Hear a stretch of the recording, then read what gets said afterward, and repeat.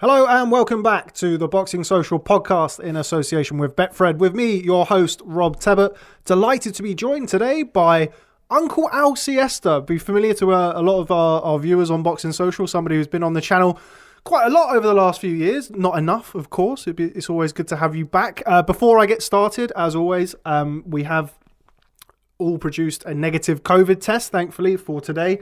So we are all COVID secure on the Boxing Social podcast. But now that's out of the way, Al, nice to see you, mate. Nice to see you. Incredibly politically correct introduction. Everything. Mentioned COVID. The only bit that made me unhappy is the uncle bit. Why uncle? Why are you aging me for no reason? Right, for people who aren't familiar with you and your story, so to speak, let's just give the people a little bit of a backstory and a little bit of an insight into you and how you came to be Alciester in this funny old sport we call boxing. Take us back, Al. How did you, obviously Uncle Al, Russian, how did you get involved in this crazy old sport, Al? This is kind of like a little arrogance trip. Do you think that someone doesn't actually know in boxing? Really, genuinely, do you think someone follows Boxing Social don't know who Alciester is, do you think? I don't know. What do you reckon? I'm hoping that we're attracting a new audience. Oh, I see. Oh, okay. That maybe should have been a different twist. No, no, but I understand what you'll get if you're not familiar with Al, you'll be familiar with him after about 5 minutes. It's like talking to a Russian sphinx sometimes. Okay. So Al, tell us, how did you get started? And make sure you talk into the mic. I'm not gonna have the same issues I have as I do with one of my co-hosts, Mr. Dave Allen, never speaks into the mic. So talk to me, Al. How did you get started in this funny old sport? Check one. Am I good? You're good. Okay, brilliant. I've started very recently. I can tell you about 6.5, maybe 7 years ago. I almost said 7 years away, and I'm thinking, why is that? Doesn't make sense in English. No, 7 years ago. My first project in boxing was David Avanesyan. And the criteria that I picked David was on two merits. Number one, he's Armenian, which I am half Armenian. Number two, he's from Pettigorsk, which is all my relatives coming from there. I never met the guy before, so I thought he probably distant relative, as in Pettigorsk is everyone is different relative, distant amongst Armenians. And it's actually true, we have some common grounds. And I just asked him if he wants to come to England because I checked his fights. I didn't know anything about boxing. I loved the game. I watched all the pay-per-views, watched Ricky Hatton's and things like that, and Lennox Lewis's and Mike Tyson. I followed everyone. But I was a novice. But I was a musician, and show business is identical to boxing. So I had 30 years of experience working in show business, and transition to boxing was the easiest thing I ever done. In fact, I thought there's no business like show business, and music business. Yeah, music business was quite horrible. I remember it was terrible. I'm thinking, what am I doing here in this shithole of a business? I thought this can't go any worse. I was wrong. You know what I'm saying? But there's also no business like boxing. As Egis Klimas said in one of the Russian interviews, this is the only sport where you can walk from the street and become successful. You know? Let's go back a little bit. You mentioned David Avanesyan there. We might as well touch on it because obviously this past weekend we saw David Avanesyan stop Josh Kelly. I know that was something that you predicted. Not like you to back the Russian fighter, Al, but anyway, moving on. You were right, as you often are about these things. What did you make of the performance from your old charge? I think David, it's funny what I'm just about to say in terms of, for some people it's strange because they were just a little glimpse of David compared to David that has been imported to United Kingdom 5 years ago. He's a monster. He was a monster. Ask Kell Brook. Ask Chris Eubank Jr. David was an incredible, unbelievable 25 years old, 26 years old fighter. Speed, power. Now he's much more mature. You can see his manly carcass now. He's like strong and stuff. You can see he's aging like gracefully, very strong guy. Like you. And Something in his genes. Yeah, it's like Armenian thing, you know. Kardashians, by the way, they're Armenians, so I think they're pretty people, aren't they? They age. They age with some slightly different methods. I think, So David was very. I mean, look, he's much more experienced in boxing now, but the performance was good. He grinded Josh Kelly down, but the ultimate thing, they different level, and breeds are phenomenal to hype their own up. Every World Cup, I remember that. Wayne Rooney you will be the best, score the most quantity of goals. England gonna win the World Cup. Go on, you know what it's like, yeah? The hysteria is everywhere, and that's why I love UK. You guys got very little, but you know how to big it up. I mean, I'll be honest with you. You understand? But in boxing is the same. I mean, Josh Kelly is incredible. And Adam Booth, he has to pick him. He has to big him up because he's been working with him. Josh, he has to perform. But ultimately, if you're a connoisseur, if you understand the game, they're different level. Josh never had any tests. And there were many questions before him going into this fight. Yes, technically, ability-wise, he has every single attribute to beat David. But it's not about that. How many fighters we've seen who is incredible in sparring, who is very technical and everything. There's something needs to be out, something deep inside. That you will be able to swim in the deep waters, go to the darkness, go to the deepest corners of despair, And Avanesyan comes from Petigorsk, it's like a mountain city, and he was born in Siberia, and he is Russian, and he had hard life, and he had poverty, and so on and so forth. So, and he's a hard bastard in general, plus being a really good fighter as well. So Josh will be back, hopefully, if he will not lose interest in boxing after this, because you see, I read somewhere in one of the comments, looking good and being good, two different things. And I love Josh Kelly, and this is not a criticism, but I always been saying, do you remember me saying, like I said, Josh is a very, very good fighter who will give you fantastic foreplay, but never an orgasm. I keep repeating myself, but that's what it is. Everything is there, but it not quite. So do you agree with me or not? Well, I think it's difficult at the minute because I think you make a good point about the matching, and this is obviously something that I don't want to spend too much time talking about Kelly Avanesyan because that's not what we're here to talk to you about. We're here to talk about you, but one of the roles that you've had, or one of your various roles in this sport, is that of a matchmaker. And I agree with you. I think that there needed to be a middle fight between the Avanesyan and, for Kelly to box Avanesyan, and we didn't get that.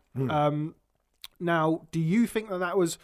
obviously, it's easy to say boxing is a wonderful sport. Hindsight is 20/20, as they say. But looking back on it, is it a matching issue? Do you believe that, if Josh Kelly would have had certain fights in this 18-month period or 2-year period, he could have been better prepared for David Avanesyan? Or do you just think at this point of his career or at this point of David's career, it was just the wrong fight? I don't think it's matchmaking issue. The reason being, I'm a heavy advocate of mismatches like that. I tell you why. Because how will Josh Kelly learn about the sport without being in this situation? Adam Booth is very intelligent. He threw a towel and he knew that was a lesson. Josh Kelly come back, revise. The best things, the most magical things happening to the fighters is after their loss. I've noticed that. I've seen it many times. Manny Pacquiao, Lennox Lewis, Bernard Hopkins, many. Klitschko. Exactly. Klitschko's. You can be endless. The list is endless. For Avanesyan, it was a routine thing. They were very confident all 3 fights or 4 fights been postponed. They were confident that it was God's gift. For Josh Kelly, incredible education. Nothing wrong with that match.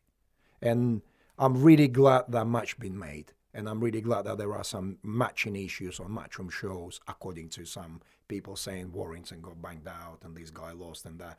That's what has to be. You have to have that. That's what we love sport for. In UFC, there's absolute disregard to zeros. They don't care. Today you won, tomorrow today you lost, tomorrow you won. And it's not like this, I need tune-up fight. No, you don't need to. Look at Dillian White. Got knocked out by Povetkin. What does he do? Straight to the rematch. And we've got no time with pandemics. It's changing everything. You've got no time to go and fight a journeyman. You never know when you're going to fight again. Take every opportunity as it comes. You learn. It's all about, listen, survival of the fittest. If you pick yourself up and you come and fight again after the knockout or stoppage, great. I'm experiencing this issue with Luther Clay. He's gone missing. He's in South Africa now. He's starting to train with Damien Durant. And they're very happy and everything. And the fight's been made. I'm saying, what about Florian Marco? What about this guy? What about that guy? He goes, yeah, I'm with the new trainer. I understand. But I said, Luther, you only got one fight there. You fight one fight, I'll give you a fight. Then it's Florian Marco or Charlton or Congo rematch or whatever you want, or McKinson. Look, or lots of fights at welterweight. Loads of fights at welterweight. You cannot rely on having a couple of takeovers. No, there's no opportunity for that anymore. So brilliant for Kelly. Do you think we're going to start seeing that moving forward? I mean, it was something that we were initially told at the start of the pandemic, 50-50 fights only, no easy fights. And then I remember looking down the odds at Betfred, the world's largest independent bookmaker. Make sure you sign up through Boxing Social's link. There we go. I remember looking down at the odds on that and thinking, yeah, they don't look 50-50. But I feel like as the time has gone on, potentially promoters are losing more money and fighters are becoming slightly more, I don't want to say desperate, but eager to return to work, should we say. And now we've started to see that. You mentioned Josh Warrington, Mauricio Lara, Robbie Davis Jr., Gabriel Valenzuela. Obviously, Josh Kelly, David Avanesyan was made before then, and I don't think that quite necessarily falls into the same bracket. But do you think that's going to be here to stay now? Because as much as people have spoken about the matching, obviously on the Matchroom card, because they're the ones that have happened so far this year, that Matchroom show at the weekend was one of the most enjoyable shows that I've watched. Forget Matchroom, but like just generally in British boxing for a long, long time. But it was a Matchroom show that we saw Robbie Davis Jr. Upset. Admittedly, there were certain people going for Valenzuela. We saw Josh Kelly get beat. We saw Jordan Gill in a very tough fight. But what he will learn from that, and as you mentioned about Josh Kelly, and the same applies to Robbie Davis Jr. If they can take that with them moving forward and learn and develop as fighters, then that's going to be great for their career. But of course, in the short term, everybody's looking at the matchmaker saying, you got two of our prospects beat. Now, is that going to stay? Or do you think we can reasonably expect when crowds to come back for this kind of no easy fights, 50-50 fights to kind of carry on? Or is that unrealistic? Has to stay, but you're right. When the crowds comes back, it have to be middle ground between this grace that we used to have and now, which is wonderful place to be. You know me, I always love a good match. And I don't have a home fighter in my heart. I don't have a away fighter. As a promoter, all you need to do is deliver high quality content for your broadcaster. If you're not sure, sign their position, a rematch clause, options, exactly what Matchroom does and other people do. And the thing is as well, it makes it international. I was professing, I want to use that word for a long time. Guys, don't be embarrassed and don't be shy. Don't be so nationalist about boxing. Fighters loved because they're good fighters, not with their origin. Manny Pacquiao. What's the chance of Filipino small man being so big in the United States? Tell me. Outside of boxing, no chance. Maybe Gundam Star, Korean guy. Do you know what I'm saying? So that's what I'm saying. But look at this. He is a star. He's inspiration for millions of people because of his fighting style. 4 decades of boxing. Don't be shy to use Ukrainian fighter, Russian fighter, Mexican, Polish. If they're good, they will gel. Premier League. Used to be all British. Now is only 2 Brits in every starting 11 at top 5 team in Premier League. Doesn't mean that gate was reducing. The stadiums were full, correct? The same thing. Don't be shy. And I've always been saying, and people saying, oh, it's all bullshit, demagogue. No. That's what it is, and that's how it's going to be.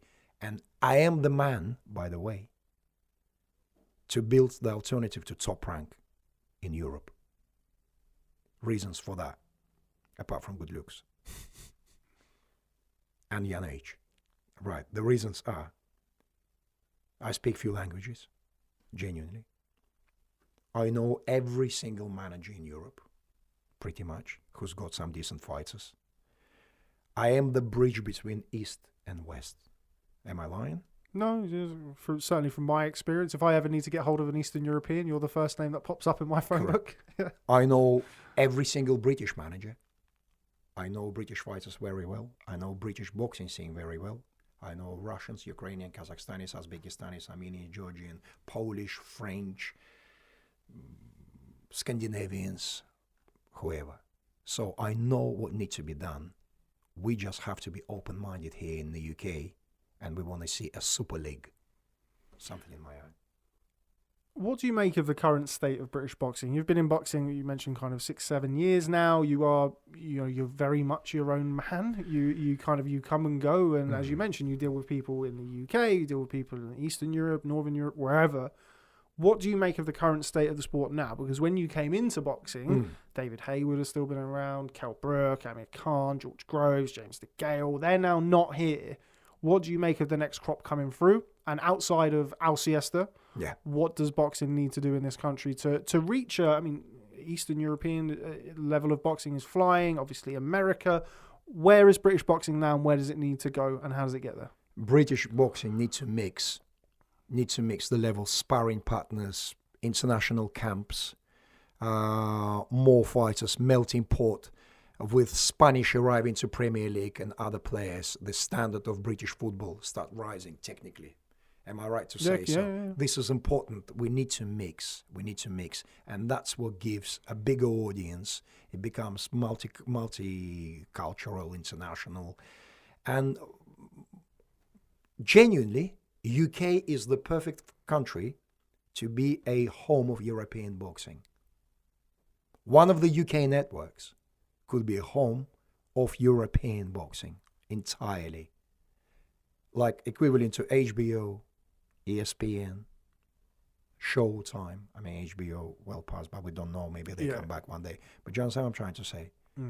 There's no reason why Sky or BT can't be a next big home to European boxing. You start from European boxing and you move to dominate other countries and the other continents. And British fighters at the moment, they are victims of social media, Instagrams, fantastic publicity works like yourself, for example. Boxing Social is a beautiful publication. The guy is 1-0 and suddenly the entire boxing community knows who he is, who his girlfriend is, what he does outside of training. And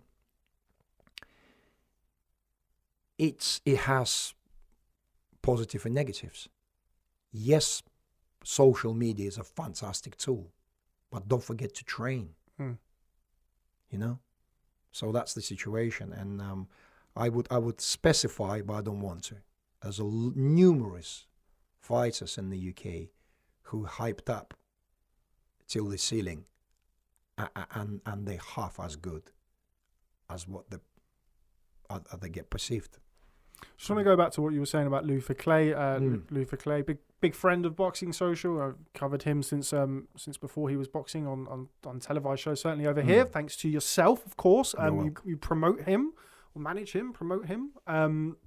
What's Luther up to? You mentioned him being in South Africa, and he's a good example of what you just talked about there, about the fact that, you know, he's been willing to travel, and he boxed in Lithuania, he's boxed Latvia, all over the place. Georgia, Russia, everywhere. How important is that for him in his career, and what can people learn from that?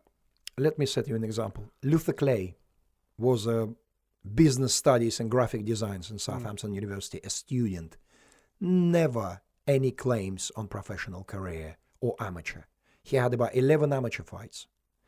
Never thought that he'll be a boxer. Just because me and Gennady, the Russian trainer, saw something about him during his shadow boxing, that chubby kid, African kid doing shadow boxing, and Gennady said, he reminds me Broner. I'm saying, come on. He goes, seriously. So a year later, he's been debuting on the professional stage. This is Luther Clay, the guy who's got low self-esteem as a fighter, never had any amateur background, never thought he'll be a professional fighter. Look how far he's gone. Imagine you get some ex-Olympian or GB squad or guy who had over 50 fights. You get him the same as Luther had. Perfect training, traveling, deep waters, thick and thin, psychological massage continuously. Imagine what you can deliver. That's how Mexicans and Russians and Ukrainians, this is the tangents they go through. That's why when you get Mexican, it's cat in the bag. You can get anything. It can come, Lara, who is it? No one knows who he is. Now everyone knows who he is.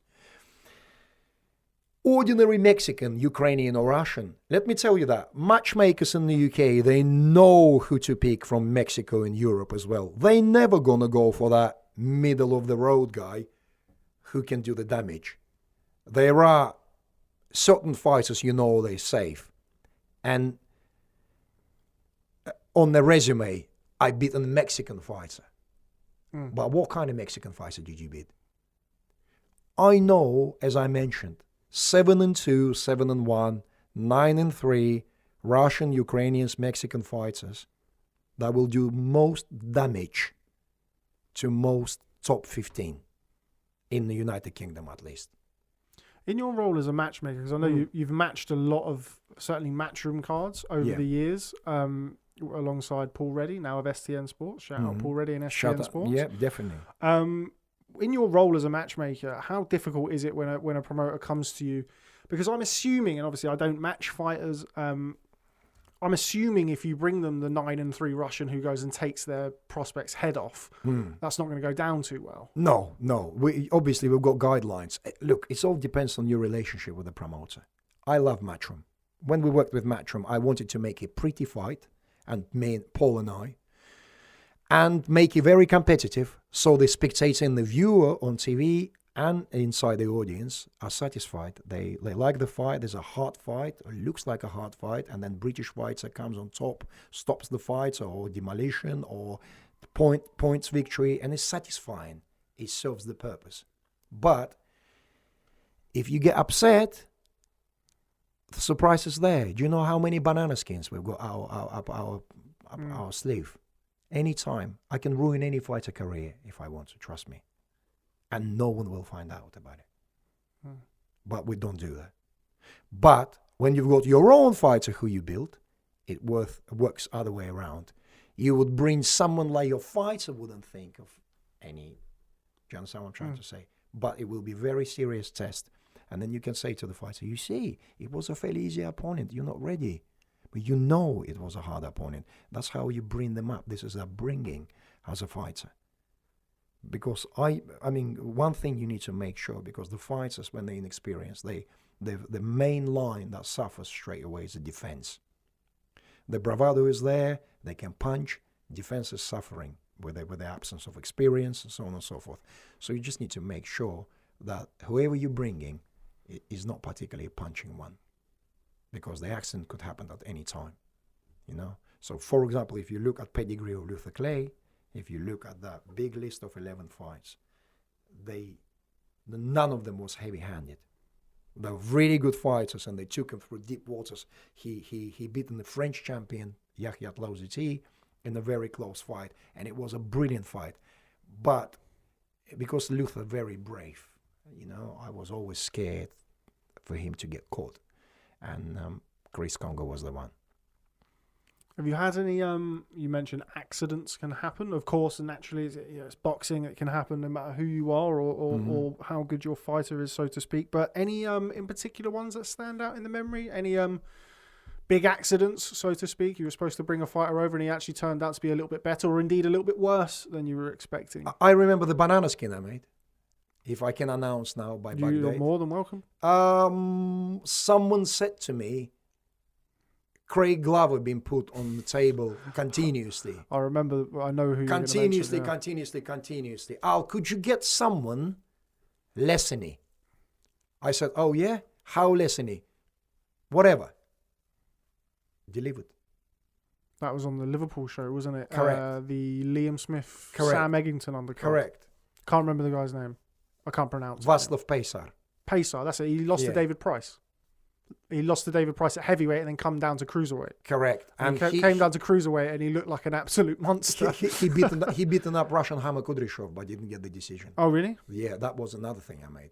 So just to teach Russian Hammer a little bit of lesson. It's okay, no problem. I mean, You get on really well with Kudryashov, though, don't you? He's a very close friend of mine. Yeah, We talk daily basis. He's a massive celebrity in Russia. He doesn't have to box. That guy's Instagram generates incredible money. That guy is a member of the parliament within the area he lives. He just doesn't need anything. But he's fighting possibly in the final eliminator, but I can't announce it because it's not my fight. Okay, well, back to Pacer and Craig Glover. I'm sure Tony Bellew was thrilled about that then.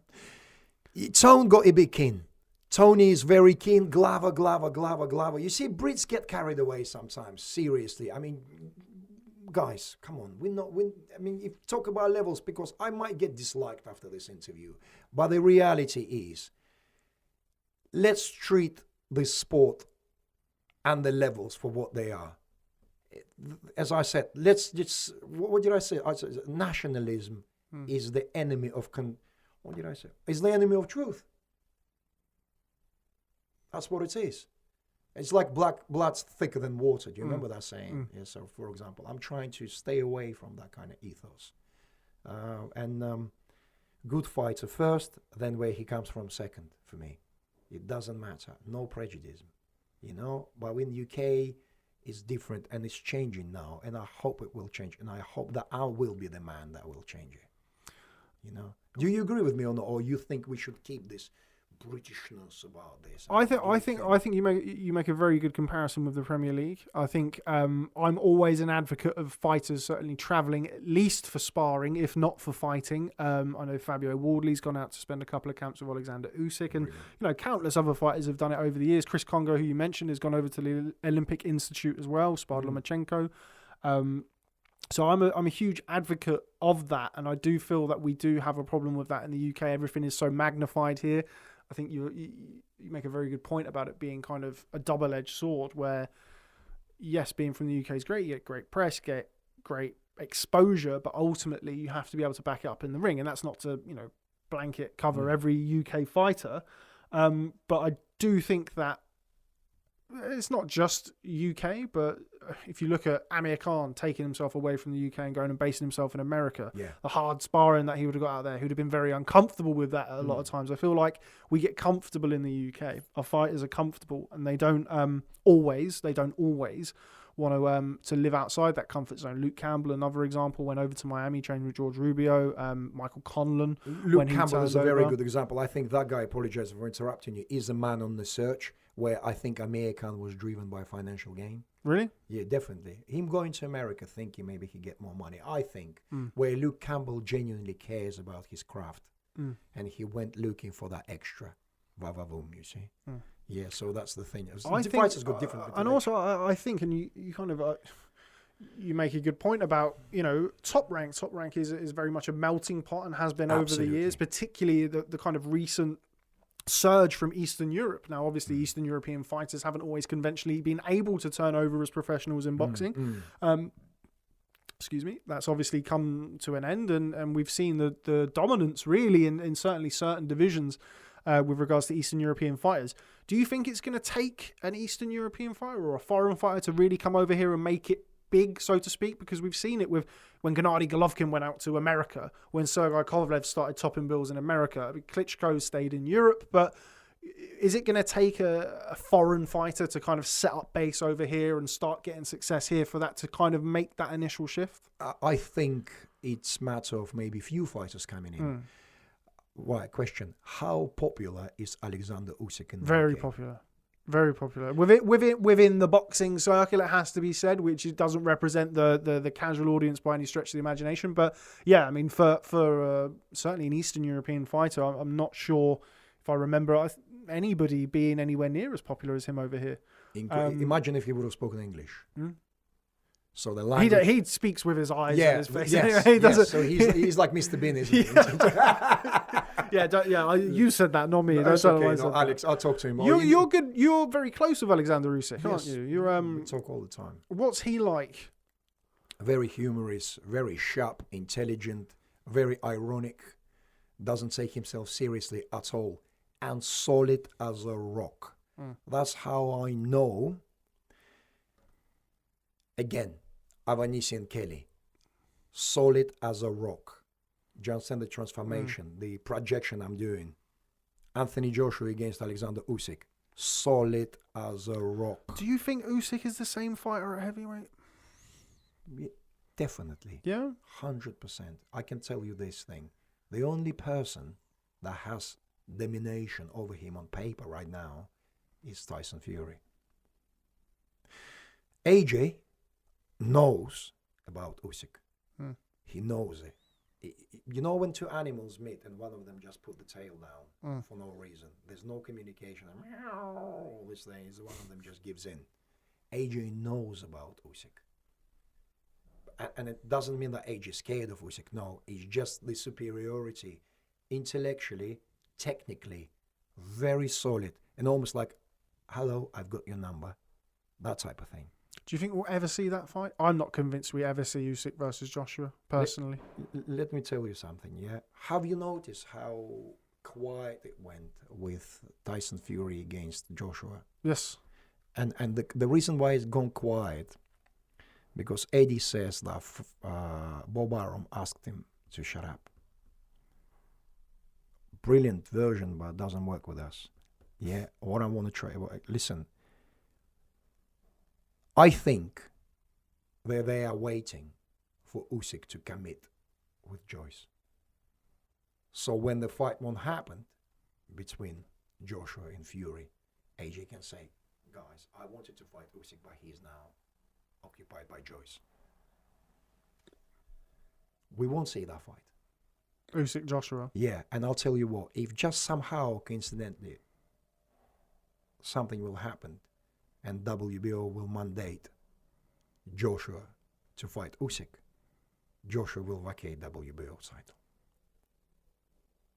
He never steps in the ring with Usyk. Hold on, rephrase. He won't be allowed to step in the ring with Usyk. Because now Usyk's no longer with Matchroom as well, which I'm assuming is going to make that fight even more difficult to get for Usyk. I think if Matchroom will ask Usyk to sign if he wants that fight, makes no difference. Still, Joshua won't get in the ring with Usyk. Usyk too smart. He understands. He understands what's going on. People around him, Alex Krasuk, Igis, and others, they know what's happening. They eat this situation 24/7. You know. You mentioned Egis Klimas. Obviously, a lot of people will be familiar with Egis for the work that he's done over the years. Just how... Well, two questions, really. How long have you known Egis? And just how shrewd and good with the boxing business are Egis Klimas? Basically, the Eastern Europeans, Eastern Bloc managers. I know Vadim Kornilov and the guys over at World... I forget, it's gone out my Andrei Rybinski. Yeah. Andrei Rybinski, World of Boxing. Yeah. Let me tell you this. Igis and Vlad Kornilov, it's just like a south and north. Right. You can't get more different people than them two. Explain that. You asked me about Igis, right? Okay. And I'm a kind of bridger. I'm in between. Like exactly if you say Kornilov, Egis Klimas, Alciester right there, because Egis is a street man through and through. Solid, straight. You see what you get. Or how do you say in English? Like you get what you see. You get what you see. No airs and graces. No, this is like that. I don't like it. No way. I see your bullshit. Or I like, let's do that. I know Igis for maybe 5 years since he started with Kovalov. We met each other a few times, spoke on the phone many times. Solid guy. Vad is a quiet one. He's a quiet man. He's a good listener. And very intelligent guy. Knows what he wants. Information is the harm, in his opinion. So don't say anything, then say anything. And it works for him brilliantly. Where Vad achieved a lot because of that, and Igis achieved differently because of different qualities. They both work very well in boxing. Yeah. So that's the situation. So I mean, it's all about preserving things. There's no friends in this business, as you know. You might think someone is associate or friend, and I mean, your secret is everyone's secret as soon as you share it with someone. So that's hence people get upset. he is not replying or he's not talking to me and that, because people are very cautious and very careful. It's a very paranoid business. Very. Box, and not without good reason, by the way. Yeah. I mean, a lot of people have good reason to be paranoid about certain things in boxing, but how do you navigate that? I'm always keen to speak to people like you who really does live and breathe the sport. Like, you know, I am on my laptop a lot of the time, but you're really, really into the sport. How do you not go crazy being in this sport? Some people are very reserved, like that, for example. Decoy left, right, and center. Throw it out. I think you be polite, you speaking boxing, you sharing, and pies in the sky. I think we know someone who does it very well. You know what I'm saying? So that's the situation. I think in commercial perspective, this is the best behavior to navigate. I mean, if you do opposite to what you say, this is considered to be conniving, and you will lose trust very quickly because people will see it through. But if you say obscurity and dreams and wishes and sell them as a reality, it's also a way of navigating in the sport. So that type of thing. But I mean, some people say that wishes are materializing and it's a wishful thinking. That's why I'm airing that, which is another thing. But yeah, because some they say, oh, this guy is weird, but he's too quiet, isn't it? Oh, he's really mysterious and stuff like that. It's just because he's protecting himself. He doesn't really know. But some people got really good human skills, and they can say anything they want. You know? So that's the thing. I mean, it's a tough business, but I think the higher you are, the less you need to worry about what people think about you. And you can say more the higher you sit. So someone like Hearn can say anything he likes. Which he does. Yeah. For example. Where, for example, someone in my position, I can see, okay, this is bullshit. This is not like this. This is unfair. This is nonsense. Oh, don't do that. Don't do that. Shut up. None of your business. You know? And how many times it's been you would tell someone something, great idea, and it got materialized. Or you make a match, but you've got no money to put it yourself. You run it by someone, and there you go. It's materialized, and I'll give you hundreds of examples. It's happened before. So I got angry, and I said, Al, you're going to need to credit yourself for every fight you do. One thing I'm always keen to discuss with you is you're a very spiritual man, Alciester, which is not something that I come across too often in boxing. But you are very much a spiritual man. You're a Muslim man. Explain to me your faith and the importance of your faith. You actually caught me off guard, I tell you why. That's why I asked you it now. Yeah, right, okay, let me just rephrase. I'm not just a Muslim man, and for people to understand, I've got Armenian father. These are the people, the first Christians, who has big problem with Islam. I've got Jewish mother, who got massive problem with Islam, and I'm a Muslim man. The controversy is unbelievable inside me. But the reason this is a manifesto, my personal manifesto about it's all bullshit. And what does inevitability of death plays in my life? What part? Very obvious. We all going. There's a life after death.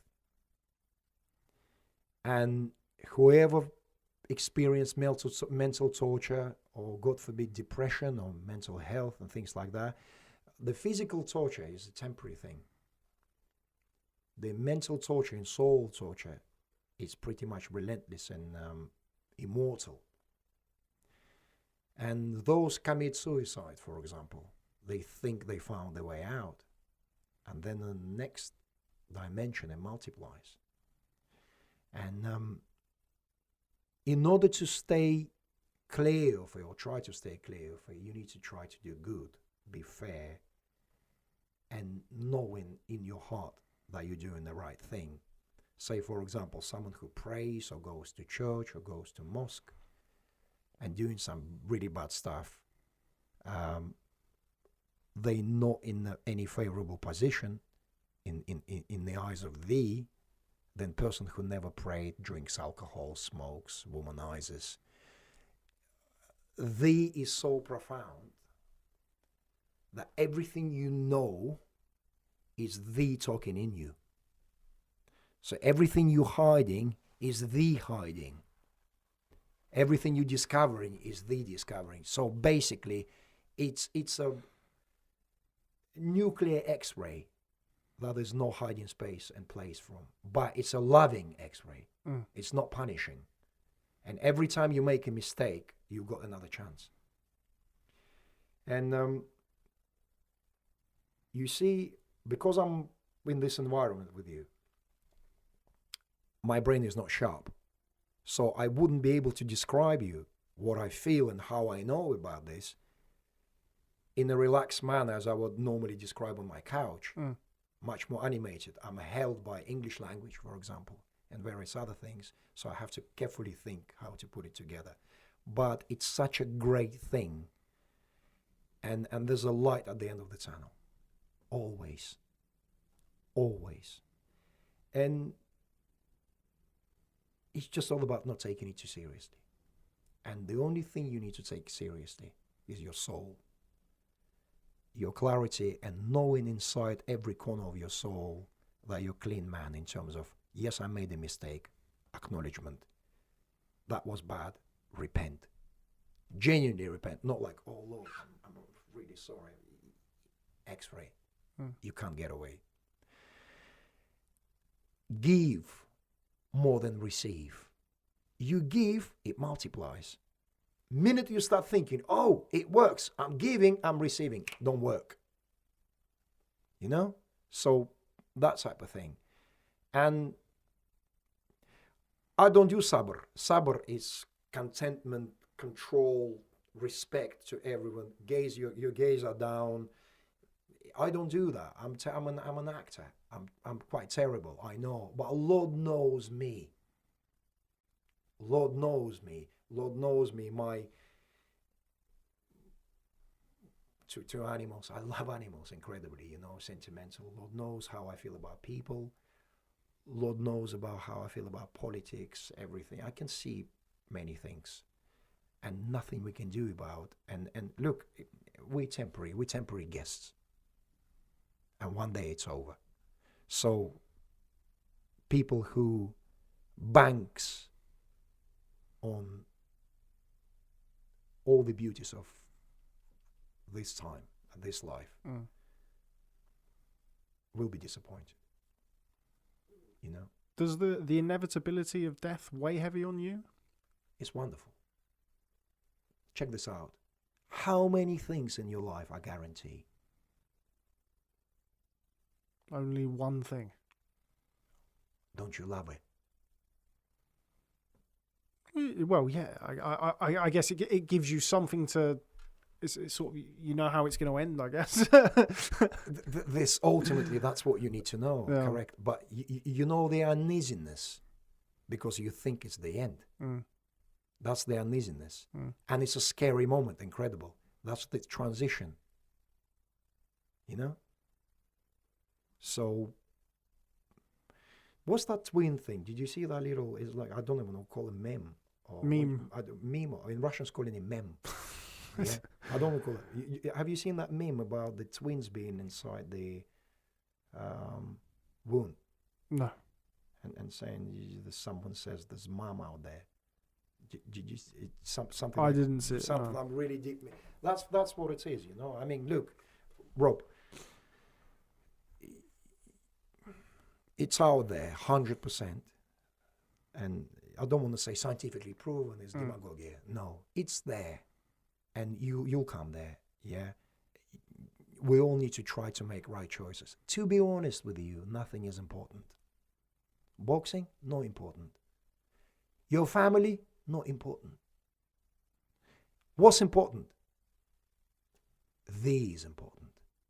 And if these important, and you behave in the correct manner, everything else comes to place.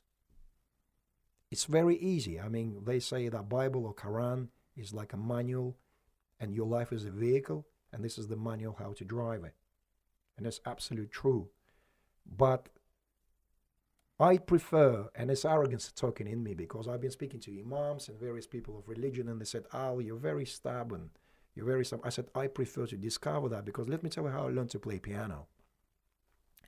I don't sight read, but I know what every of them 12 knows, what it sounds like. And in combination as well. Even on cluster, I call it cat paw. I put it like that, I know what it sounds like, you know? Because you need to live through it, discover, talk. So spiritually, I know when I'm wrong. I was a different man. When I came to boxing, look, I came from show business. People told me it's a really dodgy business. You're going to get stitched up. I had my guard up. I've done some dodgy stuff in boxing, massively. I tried to pinch fighters in the past. I called the fighter directly.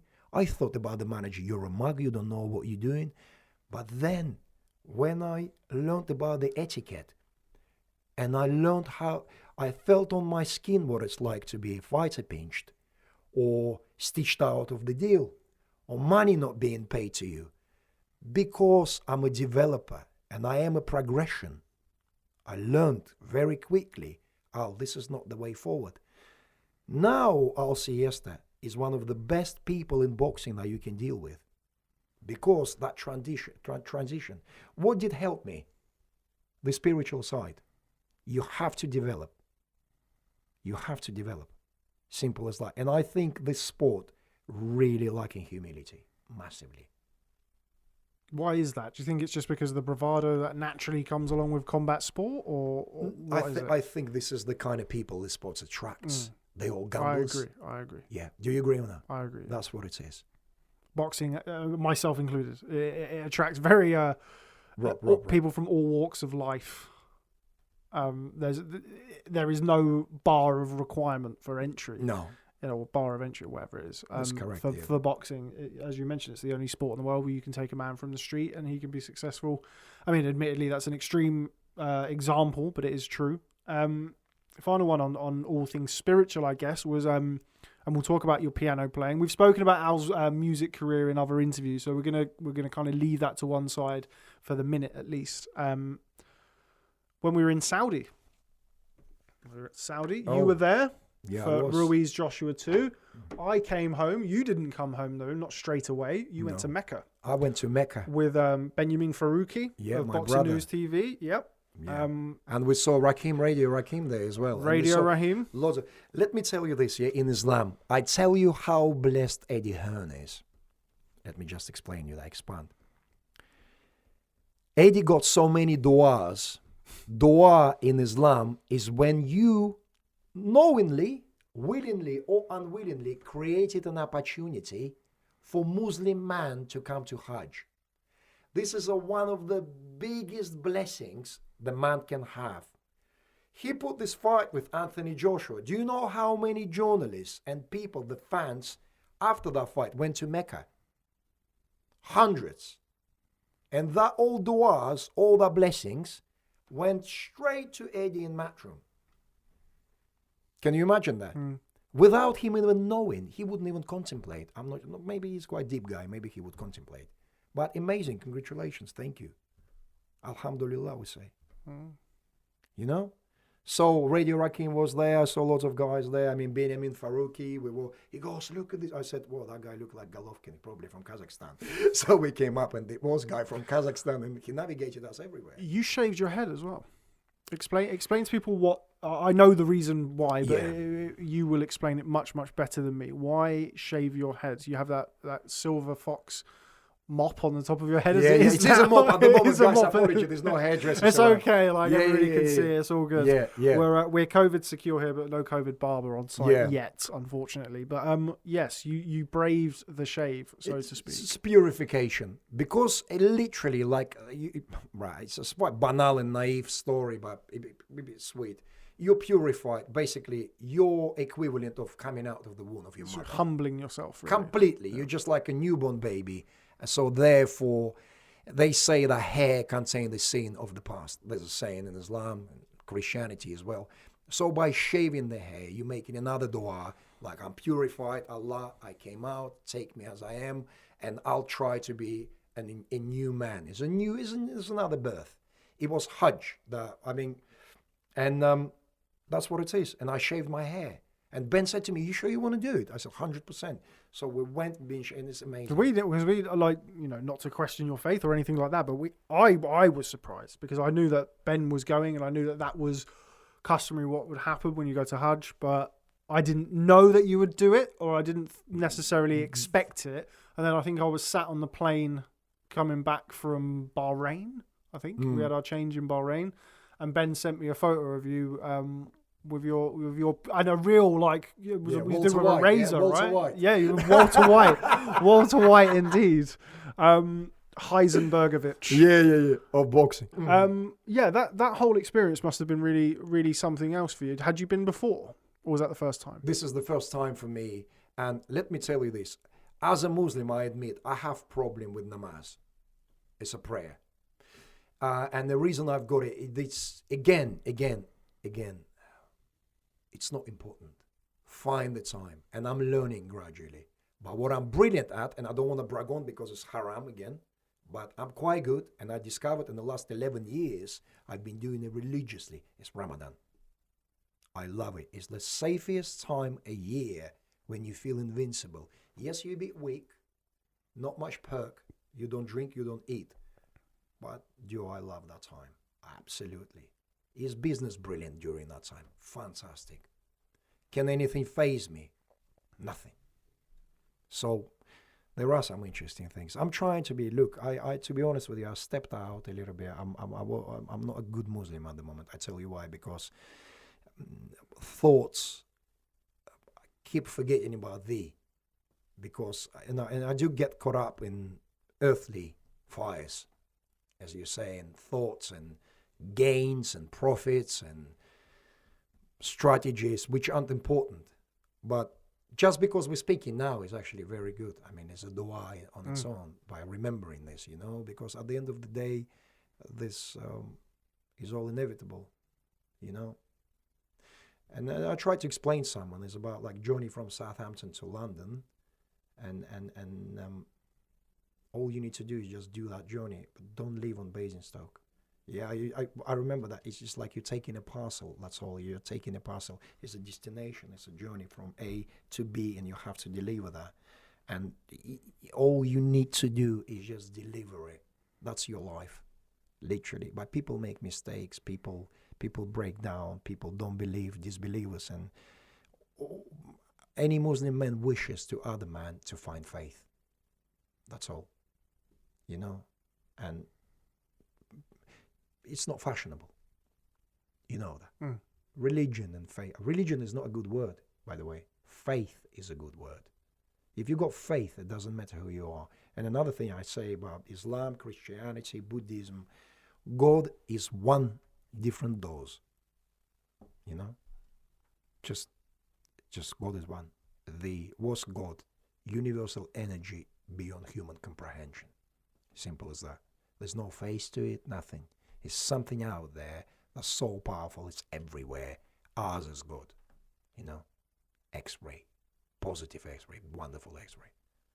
Have you experienced moments of love when you cried? Yeah. Beautiful, do you agree? Mm-hmm. I had neurolinguistical, I had stage fright a long time ago, and I had a really, really good hypnotherapy session. And the guy said to me, he goes, your problem is your negative library is full and colorful, and your positive library is very shallow in black and white. And I said, yeah, how do you know? He goes, we just spoke and through sessions. And I remember he said, recall me one moment in color when you're happy. And I remember it was in the moment when I was hypnotized. And I remember me 12 years old, sitting by the train station, and the freight trains passing by, and there's a gravel there, and it's like a hilly place, and I'm throwing stones into that train with my friends, and I broke down in tears when he took me out of hypnosis. My shirt, I had a short sleeve, blue shirt, was covered, it was wet from my tears completely, and it was incredible, and this is just like few moments I remember in life, the divine, I know who I am, it's so wonderful, So I remember these things, But boxing is very, very far away from that. One of the things I wanted to ask you about really was your childhood in Russia. I assume that's where you spent your childhood? Yes. What was that like? It was Where brilliant. did you spend it? Guys, this is an official Soviet Union fan here. There we go. I love Soviet Union. It was wonderful. It was free education, free medicine, medical service, free accommodation, free scholarships. People never thrived on money. People thrived out of pride. You want it to be the best, not because you get paid the most, because you just want to keep your parents proud and yourself and achieve and work. And I mean, it was wonderful. I was born in Kyrgyzstan, the place called Frunze, now it's called Bishkek. Kyrgyzstan, for those who doesn't know, is a country near China, Kazakhstan, Mongolia, with Oriental people, Muslim people. Then we moved to Andijan, which is Uzbekistan, which is a Mecca of boxing, which Ruslan Chagayev from, Akhmad Aliyev from there, I believe. Andijan is a powerful place. I was there, and then 1980, I arrived to Moscow. What was that like? How old were you when you got to Moscow? 1980. You're going to give away your age now. Yeah, I don't want to give away my age, but it's a long time ago. I just went to school. Yeah, so... and Moscow, the big city, right? I mean, Moscow is incredible. It's ballet, football, boxing, sports, arts, designs, science, anything. Unbelievable. It's unbelievable. It's postmodern communism or futurism. It's incredible. Russian people are incredible people. And you'll find amongst American science and Nobel Prize people, about 70% of Russian people come from Soviet Union, the scientists. That's true. Incredible. British are incredible. Brits and Russians got a lot in common. Massively. For example, sense of humor. People would question Eastern European sense of humor. We do appreciate British sense of humor. They only dominate, I tell you the difference, UK humor, British humor, based upon sarcasm. Sarcasm is your main key, you know? And you can get taken the... I used to say to Russians, with shoes like that in England, you get absolutely brutalized. I used to say, do you understand? Yeah. So he said, what do you mean? I'm saying like UK, just like certain things you can't wear in England. Certain things, certain haircuts, certain things. You're just going to get slaughtered, do you agree? Absolutely put apart, yeah? In Russia, they wouldn't do that. They're a bit more sensitive. But yeah, Jewish humor is big in Russia. It's absolutely huge. Do you know what I mean? Like, for example, there's a joke like Sarah, the bank worker called Sarah, instead of lullabies, used to read her children at the night time, yeah? Credit histories. Yeah, it's just understand what I'm saying. Yeah, so this is the Jewish humor amongst Russians is really big, very big. And its stinginess and things like that is brilliant. It's brilliant. So, I mean, it's incredible. I love all nations. I love Africa. I love Africa. I went to Africa. I spent time in South Africa. Not to be just saying that I've been overwhelmed absolutely by women in Africa. It's incredible. A work of art. It's God's creations. Do you understand what I'm saying? Muslim man talking, you see. Stay on task, Al. Exactly, yeah. But it's incredible. I just love people. Latin America, insane. Japan, crazy. It's just unbelievable. This COVID makes me sad. Just kind of remembering about all the traveling times. Hopefully it will resume. Guys, don't take it for granted. You see how easy to learn about your freedom. Yes, definitely. I remember a period of time. I think I did like 5 shows in 6 weeks abroad, and it was kind of get back, go, and they weren't all in the same place. So I was having to come back to the UK. I remember at the time, this is kind of like mid 2019, thinking, if I never go on a plane again, I'll be happy. And then now it's a year-ish. I think it's a year next week since I last went on an aeroplane. Went to Dublin to go and see Andy Lee, and that was it. And that's the last time. Oh, you know what I'm saying, man. When you're in a sport like boxing, which is so all-consuming, it is true, and it's one of the few positives that I've tried to take from the pandemic is when things open up again, is to appreciate things a bit more and understand that. I used to get really sort of defensive over when people used to say, you're so lucky to do what you do, because I used to say, what the fuck, I'm not lucky. I work very hard. Yeah. You know, all of our guys, we work hard. That's not luck. But, you know, now you kind of realize how, you know, fortunate we are to work in a sport like boxing that we love, to get to go to the fights that we get to see and be at the events and travel and meet. More than anything, I think meeting the new people around the world, meeting people like yourself, who I would never have met if I would have never come into boxing. Incredible. We are very lucky. And as they say, it's all about comparisons and contrasts. There's never light without darkness, and appreciation and stuff like that. Now with these pandemics, the perspective is incredible.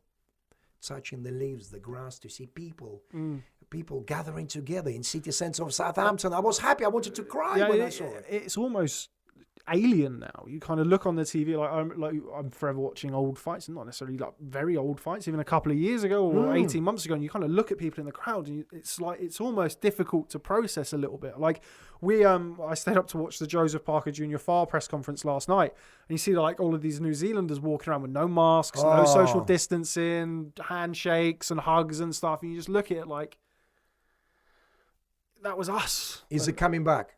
I mean, it will be for us. We had the roadmap yesterday, but I think these roadmaps, for me anyway, and obviously this, you know, people are more than, you know, entitled to interpret their own things their own way. But for me, I think there's been so many changes in circumstances, and I feel like I'm kind of done building myself up for getting out, and I'm just looking forward to getting out. Are you getting jabbed?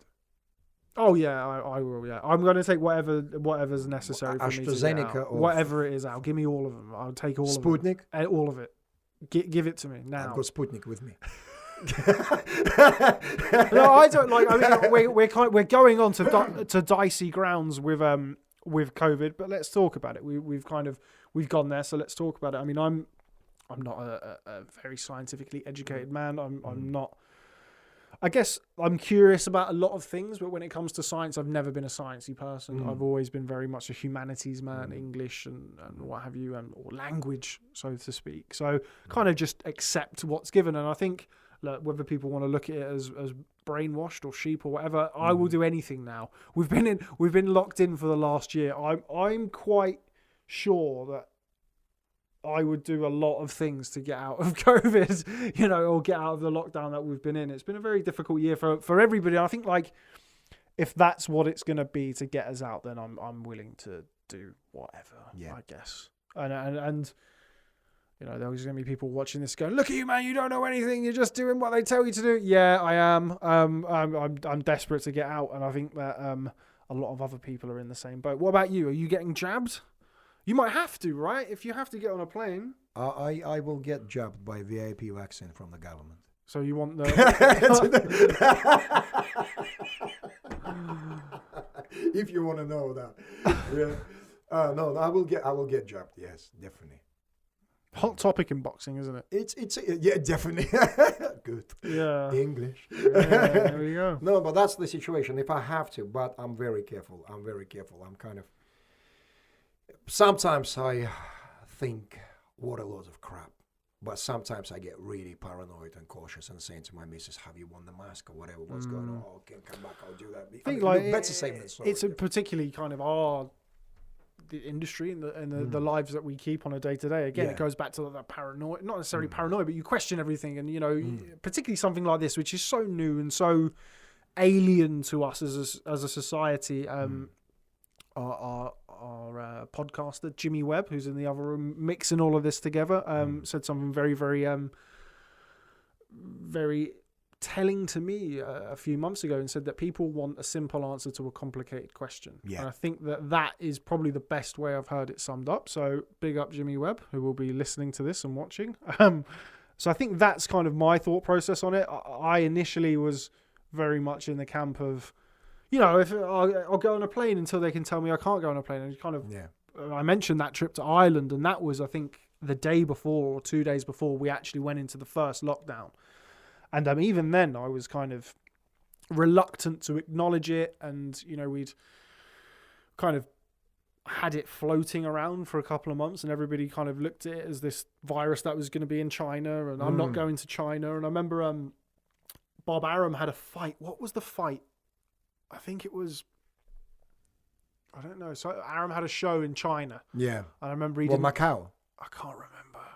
Or he had to go over there for something, or something like that a few weeks before. And I remember him saying, "I'm not going over there. They've got the virus over there." I remember thinking at the time, like, "Oh, yeah, okay, it's just over there." And then I remember when we got back on that flight back from Dublin, I remember feeling like really like, "Whoa, this is quite strange." Like everybody was really paranoid. As soon as anybody coughed, it was very much like I spent lots of time in planes exactly the same.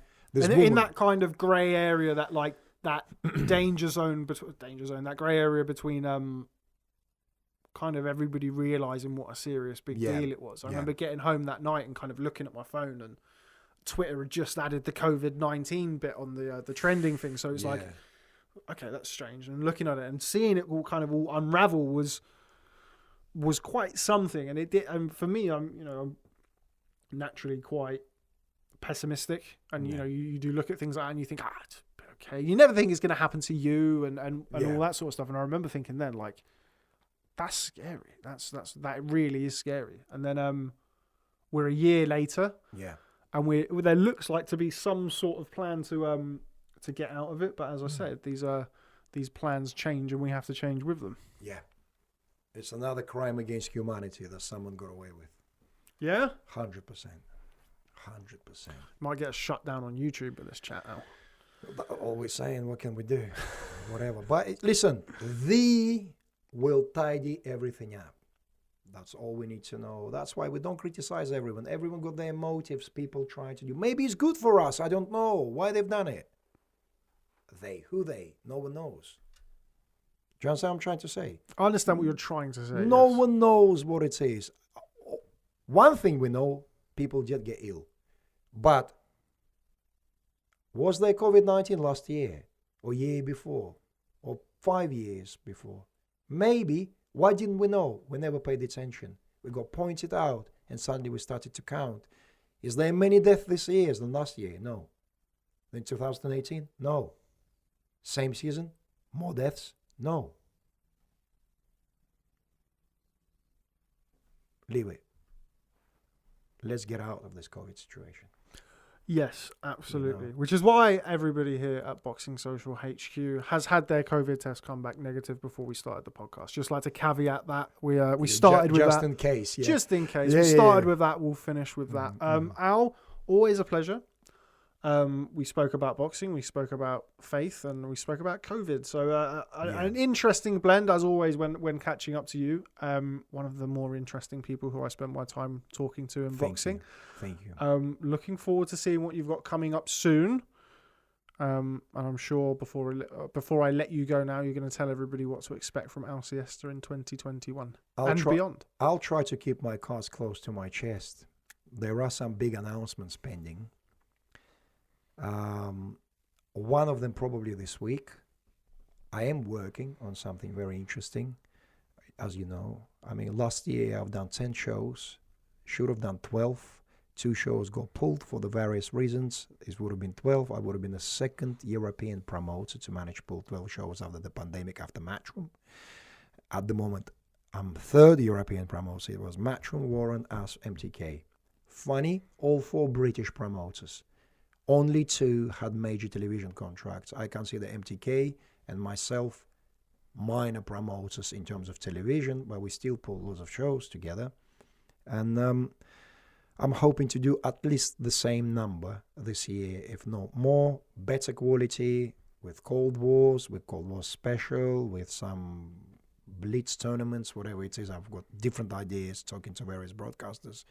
Would like to take more lots of Brits abroad, give them opportunity, bring some Eastern Europeans or European fighters to the UK, hopefully to see crowds back, and finally land a major television deal in the UK, which I genuinely believe I'm deserved, or I deserve to say that in English, and I think I can deliver 100%, no doubts.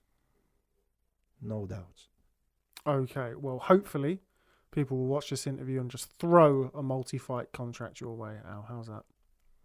doesn't work like this. No, it doesn't. Alciester, always a real pleasure. Thanks very much for joining me today and making the journey up from Southampton. Always a pleasure catching up with you, and I'm sure we'll do it again soon. Thank you. Thank you, Al. COVID shake? COVID check. We're all negative. Yeah, so we're all definitely. good.